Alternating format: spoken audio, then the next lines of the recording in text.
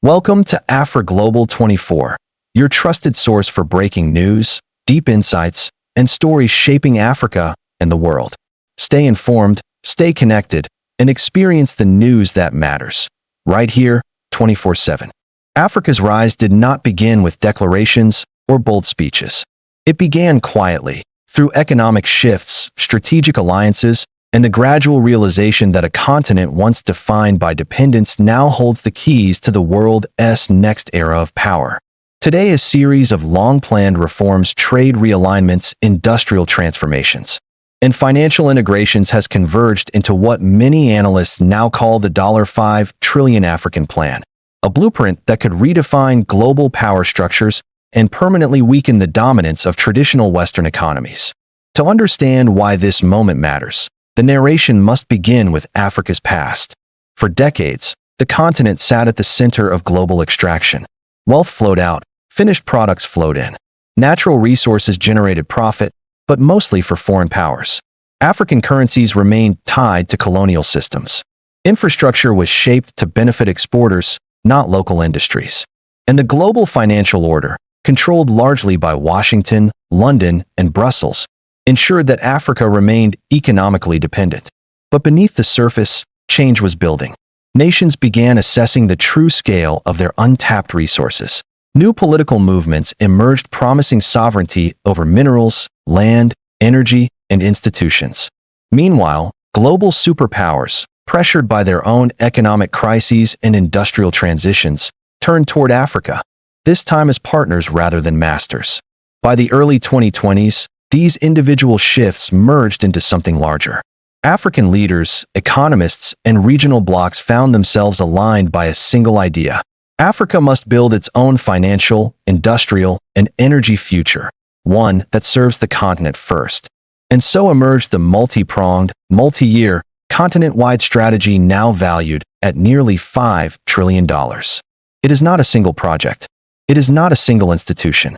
It is a framework, one that touches currency, energy, minerals, logistics, manufacturing, trade, and diplomacy all at once.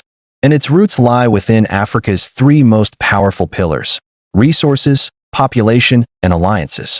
Africa holds the majority of the minerals required for the 21st century: cobalt, lithium, copper, manganese, rare earths, oil, gas, and gold. For years, these were exported unprocessed, feeding industries in North America, Europe, and parts of Asia. But the new African plan aims to flip the structure upside down. Across the continent, new refineries, smelters, battery plants, and mineral processing hubs are being built. The African Union has repeatedly emphasized domestic beneficiation, turning raw minerals into finished products before export. This alone could multiply revenue by factors of 4, 8, or even 12. Countries like the Democratic Republic of Congo, Zambia, Namibia, and Tanzania are establishing battery manufacturing corridors. Nigeria, Angola, and Mozambique are shifting from crude export to refined petroleum and LNG processing. South Africa and Botswana are expanding diamond and platinum industrialization. And gold-producing nations such as Mali, Burkina Faso, and Ghana now emphasize reserve accumulation and monetization. For the West, this creates a strategic rupture. Their industries depend on African minerals to build electric vehicles, electronics, solar panels, medical devices, and defense technology. Control over African supply chains has long ensured Western dominance. But Africa's shift towards self-processing threatens that dependence at its core. The second major pillar of the $5 trillion plan focuses on manufacturing. Africa's industrial output is expected to triple by the mid-2030s, driven by special economic zones, technology parks, cross-border rail networks, and the booming AfCFTA, the African Continental Free Trade Area. For the first time in modern history, Africa is building regional supply chains, not isolated national ones.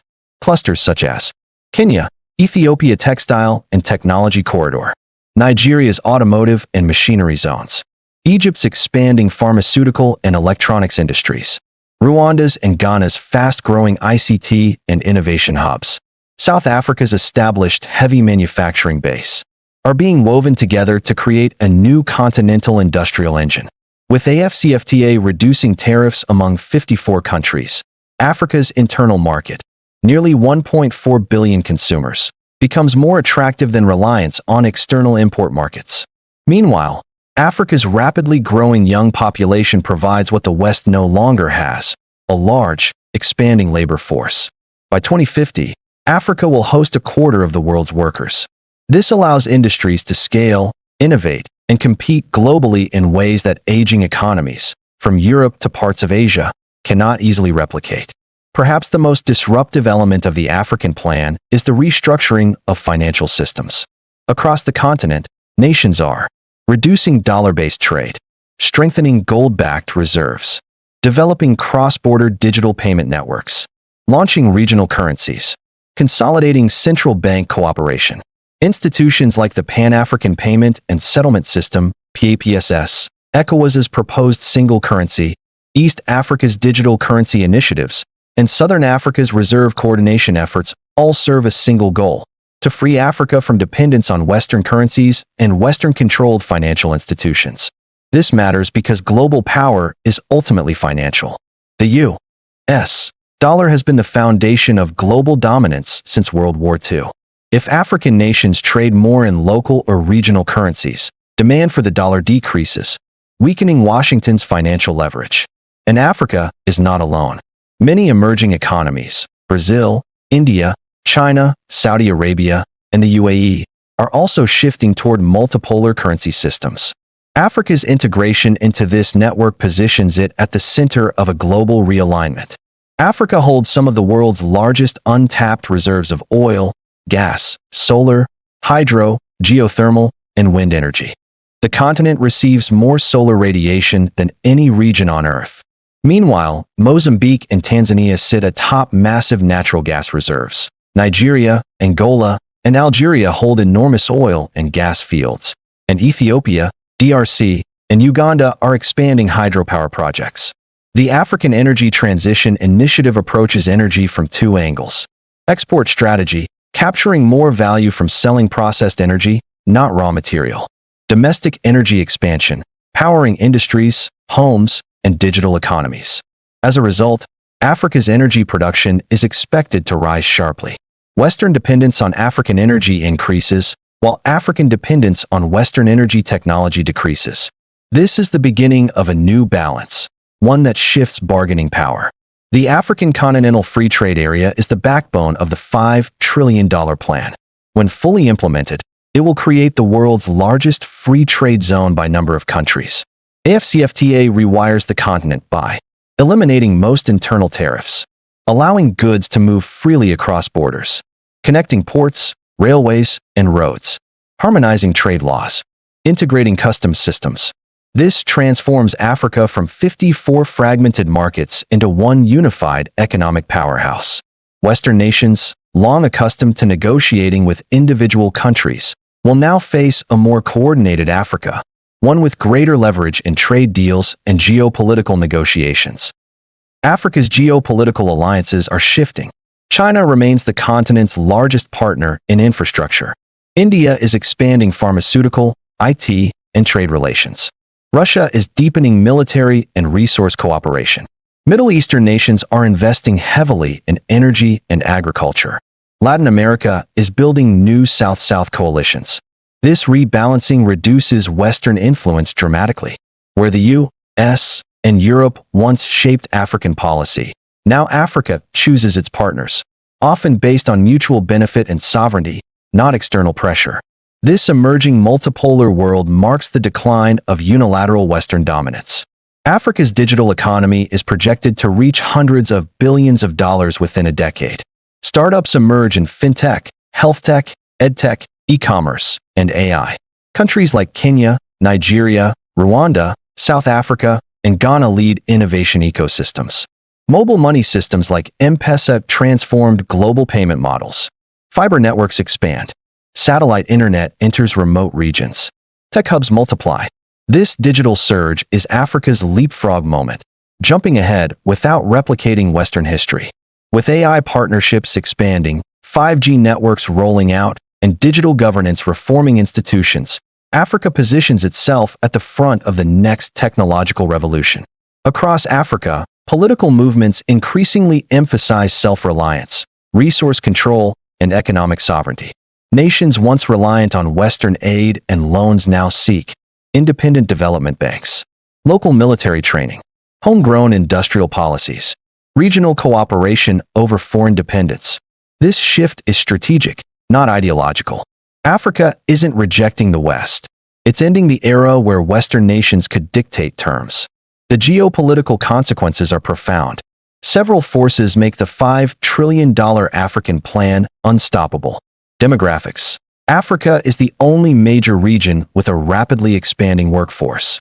Resources. The world needs Africa more now than Africa needs any single external partner. Multipolarity. The U.S. and Europe no longer control global finance or geopolitics. Internal integration. AFCFTA and regional blocs reduce fragmentation. Technological leapfrogging. Digital systems allow rapid development without Western guidance. Economic diversification. Africa is building industries the West cannot easily replace. Global competition. China, India, Russia, Gulf states, and Latin America actively support African independence. The world has changed, and Africa has found its moment. The $5 trillion African plan signals the beginning of a new economic era. It is not a prediction, it is an unfolding reality. A world where Africa controls its minerals, exports its own manufactured goods, leads global energy transitions, strengthens local currencies, and negotiates with the world as an equal power bloc. This does not end Western economies. It ends Western dominance. And in its place rises a new global balance. One where Africa sits not at the margins, but at the center. The world is witnessing the emergence of a continent fully aware of its power. A continent charting its own destiny. A continent that has waited long enough. This is not the rise of Africa. This is Africa, risen. You've been watching Afro Global 24, your window into Africa and the world. If you found this video informative, don't forget to like, share, and subscribe to stay updated on the latest stories shaping our continent and beyond. Hit the notification bell so you never miss a report. And join the conversation in the comments below.